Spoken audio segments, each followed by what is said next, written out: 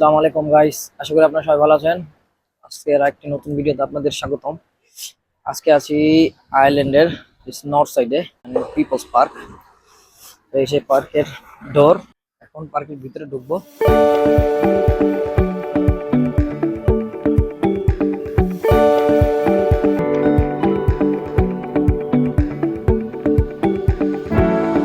এই পার্কটা অনেক পুরনো।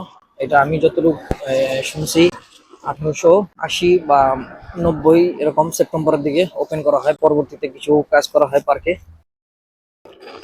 দেখেন, পার্কের ভিতরে ঢুকতেই এখানে একটা অনেক বড় ক্যাফে পড়বে।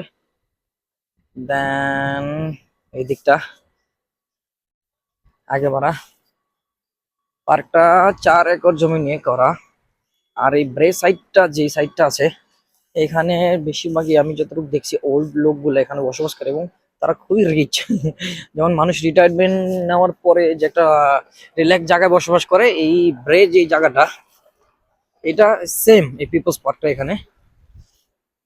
তো তারা খুবই রিচ এবং এখানে ঘরগুলো যেগুলো আছে আপনাদের একটু পরে আমি দেখাবো। ঘরগুলো খুবই, সবকটা ঘর একই রকম দেখতে এবং এই ঘরগুলো প্রচুর এক্সপেন্সিভ। দেখেন এই বিল্ডিংটা কত সুন্দর দেখতে। দেন ঢোকার পরে এই দেখেন পিছনে বিচ দেখা যাচ্ছে। দেন এখান থেকে রাইট সাইডে নিলে এখানে একটা ঝর্ণা। ঝর্ণাটা এখন বন্ধ আছে, মেবি কোনো কারণবশত। এই পার্কটা কিন্তু অনেক দূর দূরান্ত থেকে লোক আসে। আজকে হয়তো উইকেন্ডেতে একটু লোক বেশি থাকে। আজকে তো এই যে ওটার উপর ছিলাম একটু আগে, ওটা থেকে নামলাম। এখন যতক্ষণ ঝর্ণার কথা বলছিলাম, ওই যে সামনেই ঝর্ণাটা দেখা দিতেছে। ওহো হো হো, প্রচন্ড পরিমাণ বাতাস। আর যদি আয়ারল্যান্ডে যদি কেউ আসেন, অবশ্যই এই পার্কে ভিজিট করবেন। আশা করি। আমি নর্মালি কিন্তু এখানে থাকি না, আমার বাসা থেকে এটা যথেষ্ট দূর। আমি থাকি ডাবলিনের সোর্সের সাইডে, ওখান থেকে এখানে আসতে অনেক দূর। এই যে সেই ঝর্ণাটা, কিন্তু ঝর্ণাটা এখন বন্ধ আছে। তো এই পার্কটা যখন নির্মাণাধীন হয় এবং যত টাকা খরচ হয়, এখানে যে লোকাল গভর্নমেন্ট আছে তাদের ফান্ডিং থেকে দিয়ে কাজ করা হয়। এই পার্কের যত টেক কেয়ারিং করা হচ্ছে, যে এখানে লাইট লাগানো হচ্ছে ক্রিসমাস উপলক্ষে। Teddy ice cream. শীতের ভিতরে কারো আইসক্রিম খাইতে মন ছেলে দোকানে আসতে পারেন। আমার তো এখন ইচ্ছা নেই, এরকম অবস্থা আমার। একটা ছোট্ট রাস্তা, এখানে দেখতে কত সুন্দর চলে গেছে রাস্তাটা। আর এই রাস্তাটা জাস্ট সাইকেলের জন্য। এখানে সমুদ্র,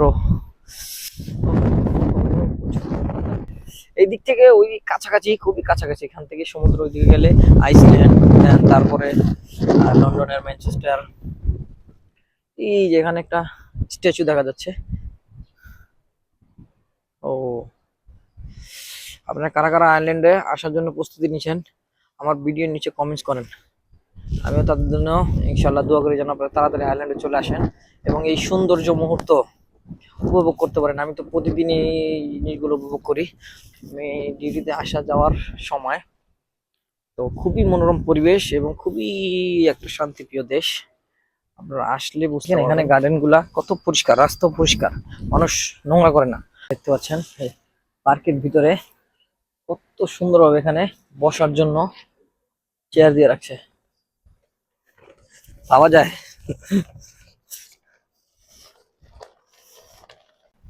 দেখেন পার্কের ভিতরে দূর থেকে একটা ভিউ দেখানোর চেষ্টা করতেছে এখন। আর এই পার্কটা যিনি বানিয়েছে, ওর নাম রবিন জনসন এরকম নামের। উনি আবার যে আয়ারল্যান্ডের যে টাউন কমিশন আছে, উনি কমিশনের চেয়ারম্যানও ছিলেন। আর এখন গেট থেকে বেরোচ্ছি এদিকে আপনাদের কিছু বিল্ডিং দেখানোর জন্য, যে এই এলাকায় প্রতিটা বিল্ডিং মনে হচ্ছে সেম। চেনার উপায় নেই কার বাড়ি কোনটা।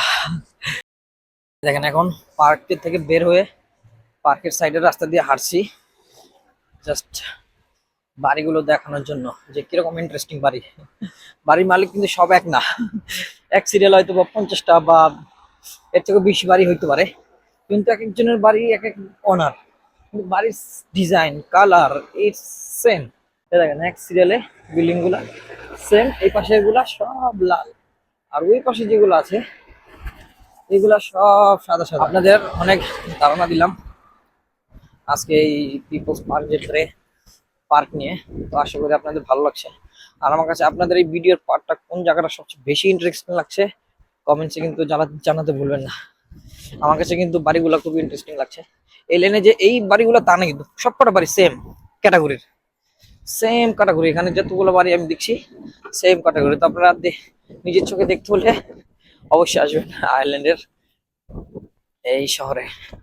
আবার দেখা হবে নতুন কোনো ভিডিওতে। সে পর্যন্ত বিদায় নিচ্ছি। আল্লাহ হাফেজ।